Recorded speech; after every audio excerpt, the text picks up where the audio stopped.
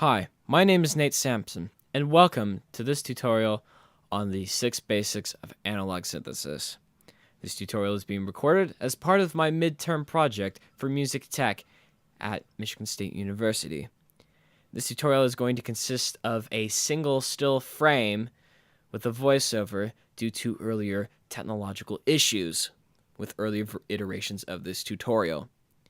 Since this is a very basic tutorial, considering the elements of analog synthesis that make synths work, this is for complete newcomers to the world of synthesis, or anyone who's interested in getting on board. I got the inspiration for this tutorial from a promotional video for the Pulsar Duo LFO developed as a rack extension for Reason, the program that you're currently looking at. One of the things that was said in the video was that an LFO was one of the main basics of analog synthesis. Judging by what else was going on at the screen at the time, the other 5 elements are the keyboard, oscillator, amplifier, envelope, and filter. But what do these things do? What are they? And how do they meld together to create a cohesive sound? I'm here to explain all of these things. We're going to be using the subtractor synthesizer as our little visual shorthand. Now, the subtractor synthesizer was released back in 1999's Reason 1.0, so it is a staple of this program. Let's take a look. The first area we're going to be covering is the oscillator, the thing that actually makes the sound. The oscillator has a couple basic parameters. The main one that determines the quality of the sound being the waveform. In the stock patch, the subtractor is currently set to a sawtooth waveform. But other waveforms are persistent throughout synthesis, the 4 basic ones being the sawtooth, square, triangle, and sine. And between all of these 4 basic waveforms come all the complex waveforms that synthesizers are capable of producing. The second thing is the keyboard. The keyboard is a nice visual shorthand for the player because it represents a piano keyboard. It also tells the oscillator what frequency to produce. The third section is the amplifier, which tells how loud the notes are going to be played. Usually there are 2 things on a synthesizer that will represent the amplifier. The first one being the master level, the overall maximum level for the synth. However, this is not the only thing affecting the amplitude or the loudness of the sound. There is also an amplifier envelope located just below the master level. An envelope is a linear way of changing a certain parameter of the sound.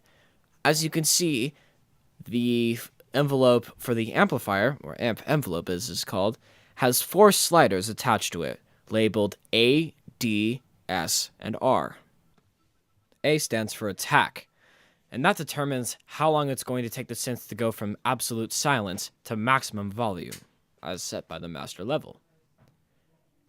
The D stands for decay, and that determines the length of time it's going to take the sound to go from the maximum volume down to the sustain level, which is represented by the slider labeled S. And finally, the release knob is going to tell how long it's going to take the sound to go from the sustain level to back down to absolute silence after the key has been released. You may also notice that there is another envelope generator right next to the amp envelope labeled filter envelope.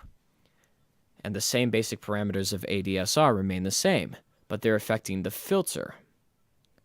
The filter is another very important element of synthesis.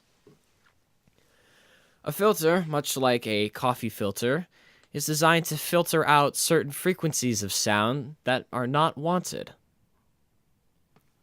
Although the sounds that can be achieved through filtering can sound very different because of multiple types of filters, and even multiple filters within the same type with different systems, every filter boils down to 2 knobs or sliders. The first one's the frequency knob, which determines the frequency of the filtering. And the second one is the resonance knob, which creates a small peak at the frequency set by the frequency knob. The subtractor synthesizer shown in the still frame has its filter type set to low pass 12, meaning every frequency above the frequency set by the slider is going to be cut by 12 decibels, which is actually quite a lot. The final element that really has no connecting feature to the last element, unfortunately, is the LFO. A low-frequency oscillator is basically just that. An oscillator that oscillates at a very, very slow pace, below the range of human hearing. The main difference between that and a regular old oscillator is that an LFO is used to modify parameters and not actually generate sound. There are many target parameters within the subtractor that can be modulated by the low-frequency oscillator. A good example would be routing the low-frequency oscillator to oscillate the volume, giving a tremolo effect, or the frequency of the oscillator that's actually making the sound, creating a vibrato effect. So, to recap quickly, oscillator makes the sound, keyboard tells the oscillator what frequency to play, amplitude determines the volume, envelopes modify parameters in a linear fashion, low-frequency oscillators modify in a circular fashion or a repeating fashion, and the filter cuts out unwanted frequencies.